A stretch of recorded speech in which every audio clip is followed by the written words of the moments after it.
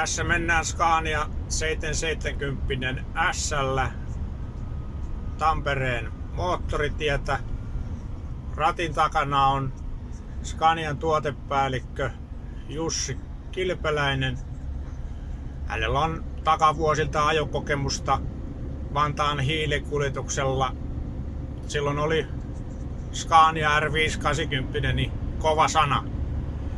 No miltäs tämä uusi Scania nyt tuntuu sieltä ratin takaa? Kyllä, tää oikein hyvältä tuntuu. Kyllä on niin kuin paljon menty eteenpäin niistä ajoista, mitä itse ajelin niin työkseen, niin kyllä tää oikein hieno peli on. Että voimaa on riittävästi ja vaikka vertailukohta onkin sen aikainen 60-tonninen täysyhdistelmä, niin kyllä tuntuu silti hyvältä.